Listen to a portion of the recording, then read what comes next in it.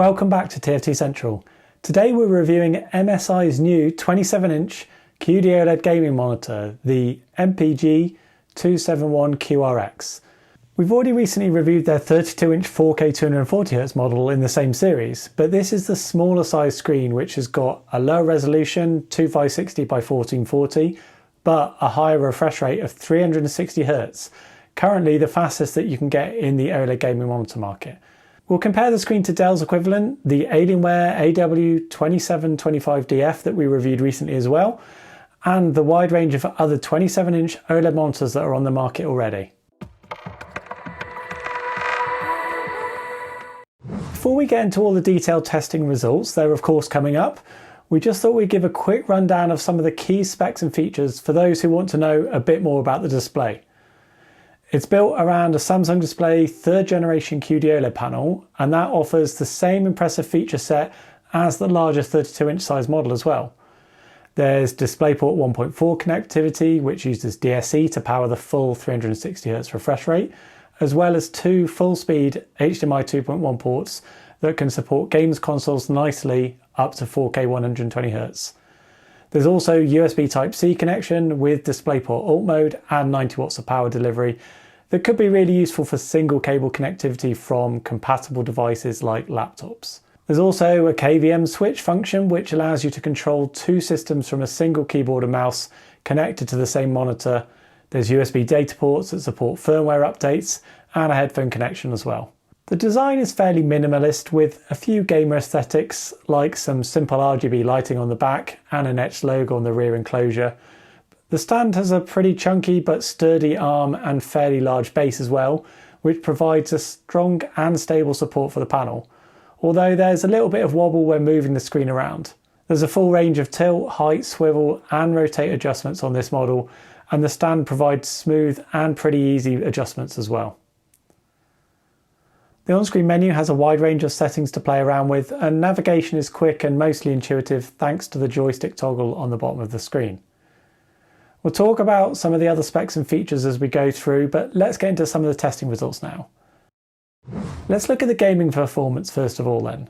Being an OLED panel, it's aimed primarily at gaming and multimedia uses, and the QD-OLED panel provides excellent response times, motion clarity and overall picture quality for gaming. It supports HDR titles really well as well, thanks to the per pixel level dimming and the amazing contrast ratio that you can get from OLED panels. More on the HDR performance in a moment as well. This is actually the highest refresh rate currently available on the market for an OLED panel at 360Hz, although there are some plans to release 480Hz panels later this year, but for now this is the fastest that you'll find. As expected, and is normal for this panel technology, the response times were amazing. There's an average of only 0.5 milliseconds grade to grade measured, and that's consistent across the entire refresh rate range, meaning you get the same response times during VRR situations and for external devices that might run at a lower refresh rate like 60Hz or 120Hz for instance. There's no need for overdrive to be used like there is on the LCD panels, and so there's also no visible overshoot at any situation. Real-world motion clarity that you would see visually is captured in these provided pursuit camera photos. You can see the obvious improvements here in clarity as you move up from the lower refresh rates like 60Hz, and there's some significant improvement as well as you move from 120Hz to 240Hz, which has been the standard now for the OLED monitor market for the last couple of years. The improvement as you move up to the new 360Hz refresh rate is less drastic and more subtle, but it is still noticeable in practice. You get a clearer and sharper image, and the tracking of moving objects across the screen is easier and looks clearer. 240Hz OLED screens were already very clear, obviously, being equivalent in practice to roughly a 360Hz LCD monitor. These 360Hz OLEDs are equivalent to a 480Hz LCD, and they look a little bit clearer in gaming and fast-moving content as a result. There are some other benefits as well in terms of frame rate support and a small reduction in end-to-end system latency thanks to that higher refresh rate. So if you're after the latest and greatest gaming experience, then this will offer you a small incremental benefit compared with the 240Hz panels. It's unlikely to be enough to warrant an upgrade if you've already got a 240Hz OLED, but if you're looking for a new screen, or if you're thinking of making the move from LCD to OLED, or maybe you've got something slower like perhaps a 144Hz or a 175Hz OLED screen, this will offer you a nice upgrade and a really excellent gaming experience. Keep in mind you're going to need to have a powerful system to drive 1440p resolution at 360Hz, although adaptive sync is available for NVIDIA G-Sync and AMD FreeSync supported systems. Sadly, there's no added blur reduction or BFI black frame insertion mode available on this model, which is something you'll find on some new OLED screens coming to market, although none of the current 27-inch segment have this yet. There's more info about BFI and its current implementation in our reviews of the 32-inch ASUS ROG Swift PG32 UCDM featured on the main site, and that's linked in the description below. At the moment, that is pretty limited in its use cases and operation, so it's not a major omission here, we don't think.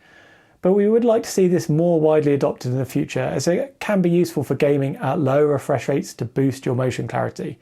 It needs to be added from the monitor scaler side, as the panels don't support this feature natively, and so this would require a change to the scaler hardware for future monitors, should MSI or others look to introduce this feature.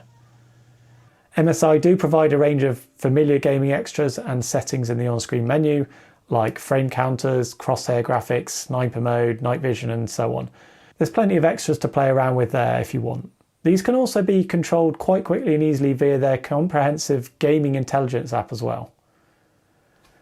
We did test for support of NVIDIA's DSR and DLDSR technologies, but neither were available on this screen, unfortunately.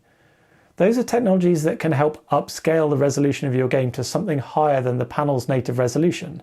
So for instance, it could upscale the content to 4K, which is then scaled back down by the panel to its native 1440p resolution, but with improvements made to the sharpness and clarity of the image. That can be useful on low resolution displays, especially those that only operate at 1080p, and it would have been nice to have seen it featured here as well to boost you up to 4K content. The screen needs to use display stream compression or DSC to power the 1440p at 360Hz, but even dropping down to a lower resolution and refresh rate doesn't make these features available, unfortunately. There's also no option to disable DSC in the on-screen menu, which could have potentially made these features available, but at the cost of a lower refresh rate or resolution. On displays which have a lower resolution than 4K natively, we do think it would be useful for manufacturers to introduce an option in the menu to disable DSC in case people want to use these features to prioritize image quality and sharpness at the expense of lowering their refresh rate a bit. Input lag is extremely low at only 0.08 milliseconds signal processing lag at the native 360Hz refresh rate, which is excellent, of course. There shouldn't be any issues with the lag here on the screen for any type of gaming.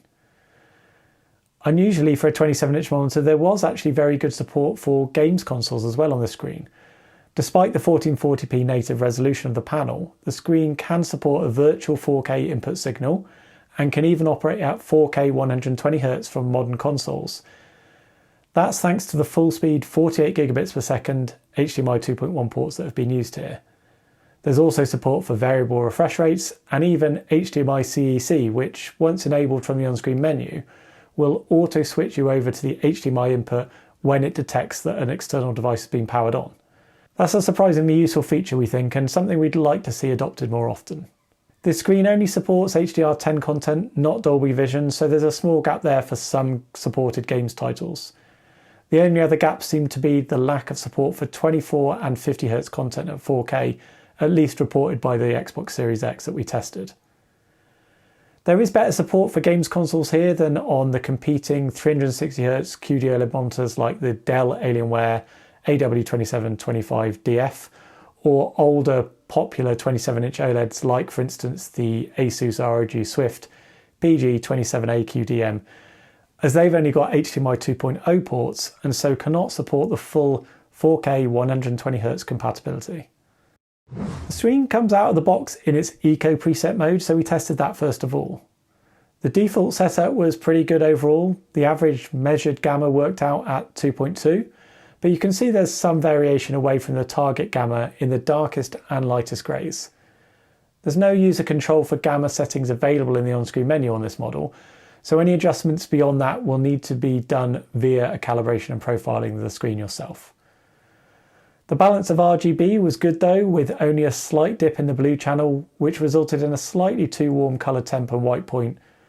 The white point was measured at 6,388K, which was a small 2% out from our target of 6,500K. Overall, we had a good grayscale accuracy though, with delta E average of 1.6. The screen's native colour space extends a long way beyond the sRGB colour space used for SDR content, and that's a result of the quantum dot coating that's used on the panel.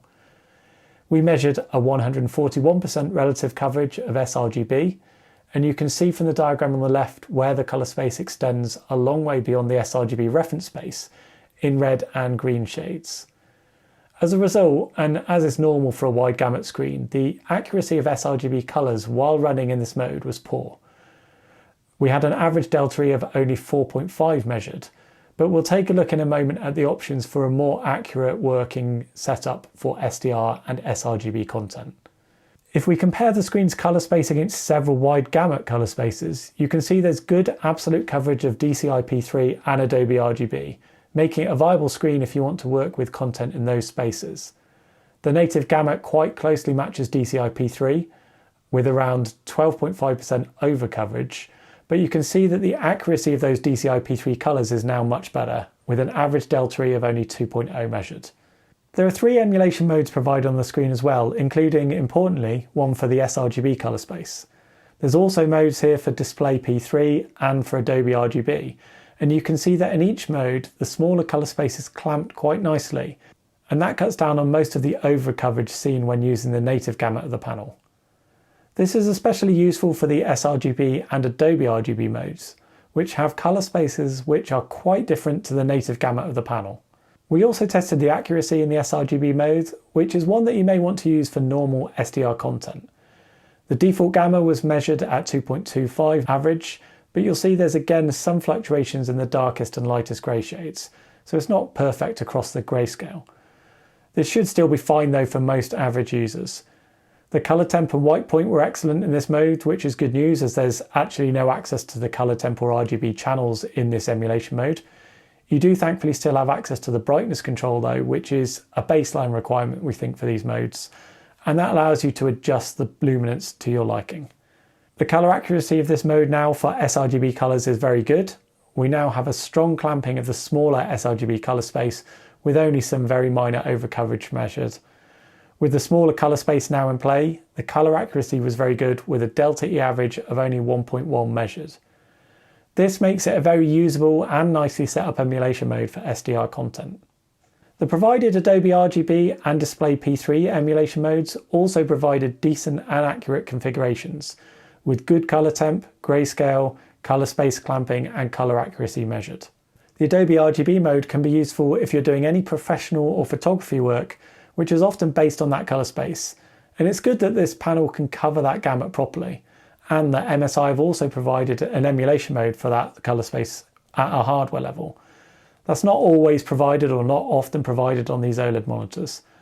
The Dell Alienware screen, for instance, that uses the same panel as this MSI screen, only had sRGB and DCI-P3 emulation modes, but not one for Adobe RGB. After calibration, we had excellent results of course. Here we profiled the screen when running in the native full wide gamut mode, but with the profile mapped back to sRGB for use in colour aware applications. You can find our recommended settings and the ICC profile in our database link below. We've also got a best settings guide video linked below as well, so check that out if you own this screen. Thankfully, despite there being no specific setting for this in the on-screen menu, or it being referenced at all on the product page, the display does operate with a uniform brightness in SDR mode.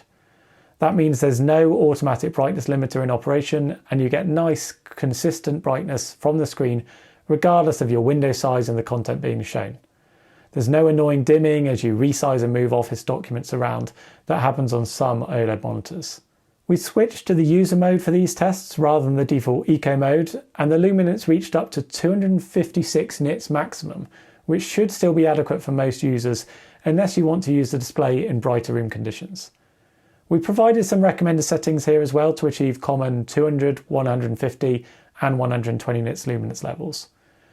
The screen can also reach down to a nice low luminance of 32 nits. giving you a nice minimum adjustment if you need to use the screen in a darker room environment. We should note that this maximum luminance was slightly lower in the emulation modes, reaching around 218 nits maximum for the sRGB and DCI-P3 modes, and around 208 nits for the Adobe RGB mode. Being a QD-OLED panel, you do need to be mindful of your lighting position as well, as any bright light sources located in front of the screen can impact the perceived black depth and contrast because of the lack of a polarizer on the panel and the inadvertent activation of the quantum dot layer that they've used. This can lead to blacks being raised, and sometimes they start to look a little bit more grey in appearance. It's an inherent challenge with QD-OLED panels that we explored in detail in our recent study. The screen is also quite well suited to office work, although caution is advised as ever when it comes to using any kind of OLED panel for lots of static content. The technology carries an inherent risk of image retention and burn-in, so it's certainly a screen that's more suited to dynamic content like gaming and video. Having said that, the panel does pretty well for some office applications if you need it to. MSI have focused heavily on the OLED panel maintenance and introduced a range of features that should help mitigate that risk of image retention. This has all been included in their OLED Care 2.0 feature set and includes several new technologies that we've not really seen before in this space until this new series of monitors was released. For new features, there's a boundary detection setting which adjusts the luminance of the boundary between two images or an image in the background that you're using after a few seconds. There's also a similar feature that will detect your taskbar and dim that a bit. Multi-logo detection, which detects other static elements and logos on the screen and dims those areas as well. For each setting, there's a control over how much brightness is reduced, and we found the logo dimming did cause a little bit of noticeable dimming during desktop applications, but the others didn't seem to cause any major problems or ill effects. It's best to leave as many of these on as possible, but do experiment with the different settings if they cause any problems for your usage. On top of these OLED Care features, there's the usual panel cleaning cycle and pixel shift function available. The latter can't be fully turned off on this model, only the speed can be controlled, which is a little bit annoying, and we do find that distracting sometimes in use. There's also a static screen detection, which you can turn on or off if you want, which will dim the screen after a set period of time if it detects static content. This model also has a fanless design with a custom heatsink and graphene film to help with the cooling, so it's silent in operation, which is great news. MSI have recently added 3-year burn-in cover to their monitor warranty too, which should give you some added peace of mind and goes to show just how much faith they've got in the measures and features that they've introduced. Obviously, you do want an expensive screen like this to last you longer than that, but that's a decent long window of time in which you can use the screen as you would normally and discover whether or not burn-in and image retention is likely to cause you issues. The 2560 by 1440 resolution is pretty standard on a screen this size. It won't provide the same sharpness as the 4K resolution, which is not currently available in this 27-inch OLED size anyway, but should be perfectly comfortable for most users. The text clarity is overall good thanks to the new pixel structure from these Gen 2 and Gen 3 QD-OLED panels, although you can see a little bit of fringing in some places still. But it's pretty low now, and these QD-OLED panels we think are clearer and cleaner looking than the WOLED panels of the same size. You can get another bump in text clarity by moving up to their 32-inch model with a higher pixel density and the 4K resolution, but we think the text clarity is likely to be fine on this 27-inch model for the vast majority of users now. We like the cleaner and clearer look of the panel thanks to the standard semi-glossy QD-OLED panel coating that's used, which looks sharper and less grainy than the 27-inch WOLED models that have been released over the last couple of years. It also helps the image pop a little bit more, and it has some pretty decent reflection handling still. We prefer this coating finish overall to the WOLED panels at the moment, and we believe a lot of people will. Do be mindful though that there are more reflections than a matte coating, so you do need to be careful with the positioning of your screen relative to lights and windows and that kind of thing. Very good range of extras that can enhance the user experience, including USB Type-C with DisplayPort Alt mode and 90 watts power delivery for single cable connectivity from laptops and other devices. There's some USB data ports as normal, a KVM switch function. There's also support for picture-in-picture and picture-by-picture if you want to handle multiple inputs on the screen at once. And it's nice to see all of these extras included on this display. We did criticise Dell for leaving these off their competing AW2725DF model recently, so it's good that MSI haven't scrimped on some of these extras. In HDR mode, there are two options in the menu, one for True Black 400 and the other for Peak 1000 nits mode. Most of the other settings are now unavailable, including for color temperature and RGB channels, so we'll rely here on MSI setup. At the time of testing, there's a firmware bug that is currently being fixed by MSI, which means that the Pro mode that you select in SDR mode also carries through into HDR. So that means that if you were using the sRGB emulation, for instance, in SDR, that remains active when you switch to HDR, which obviously you don't want, as that will then clamp the color space. For now, you just need to select the user mode in the menu when you use HDR, but this should be fixed soon via a firmware update anyway. The True Black 400 mode has a very good tracking of the PQ curves shown on the right hand side here, along with an excellent RGB balance on the middle graph. This results in a good grayscale color temp with 6567K average measured and a white point that is basically spot on at 6490K. The accuracy of the grayscale was very good with Delta E 1.0 average measured, and the color accuracy was also very good with an average Delta E of 1.5 or 1.3 if we ignore the 100% colors that we know fall outside of the available color space of the panel. Being a QD-OLED panel, it does cover a decent amount of the Rec 2020 gamut with 81.9% coverage measured. As normal for these HDR 400 True Black modes, the peak luminance is very limited though in this mode, as the panel can only reach up to around 470 nits maximum for white luminance. We also measured the other Peak 1000 nits mode, which is the recommended option and will deliver you the full brightness capability of the panel. You can see that there's largely the same results here as before in terms of tracking of the PQ curve, color temp, white point and grayscale. Likewise, the color accuracy remains very good as before. The main and obvious difference in this mode is that the panel can now reach up to its true brightness potential, reaching 1002 nits for white luminance on the smallest APL tests, representing the brightest highlights the panel can reach in dark images.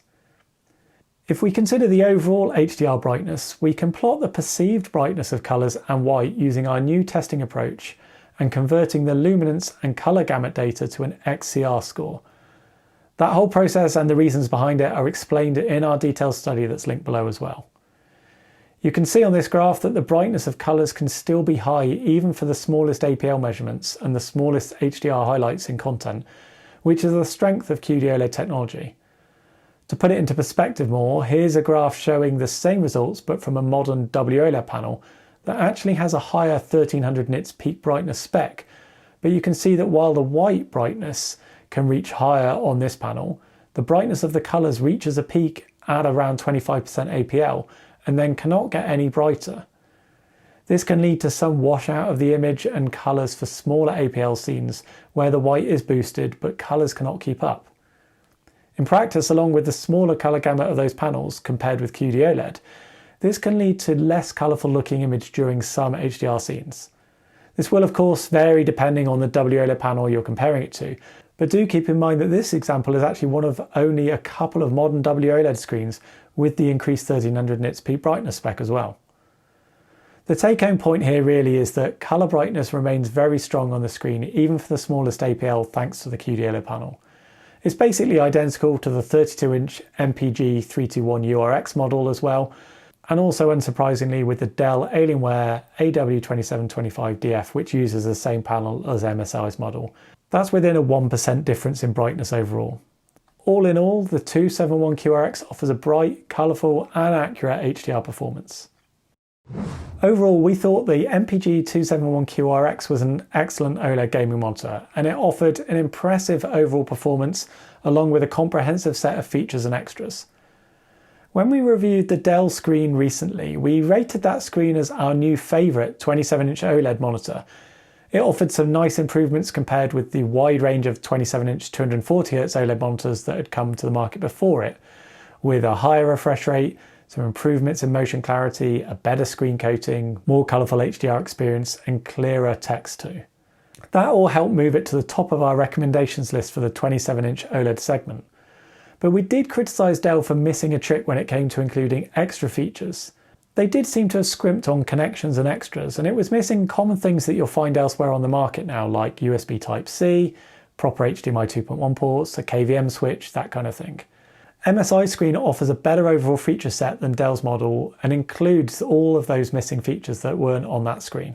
A lot of the performance areas are very similar between the two screens, but the MSI model has better configured emulation modes for DCI-P3 work and the added Adobe RGB emulation mode as well that the Dell lacks.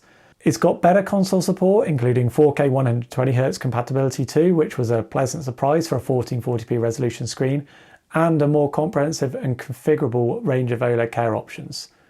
It's also got a fanless design, which might be important to some people, although to be fair, the fan on the Dell model is very quiet anyway. With all of these extra features, the MPG 271QRX moves up to the top of our recommendations for 27-inch OLED monitors, ahead now of the Dell model, and it's our current favourite in this segment.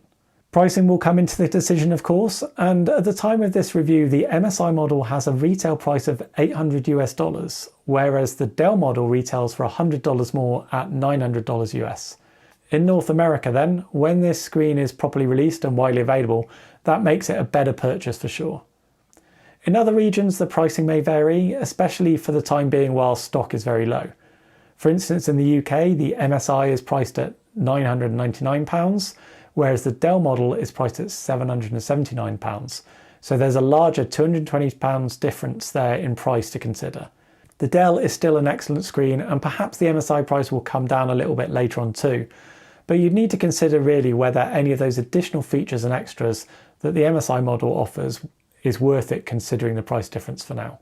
You can check latest pricing and availability for your region in the links in the description below. But this is an excellent gaming monitor, so definitely worth a look at if you're after a 27-inch OLED monitor. Let us know in the comments below if this is the screen for you, or if not, which model you're going to buy this year. Thank you for watching. We'll catch you next time.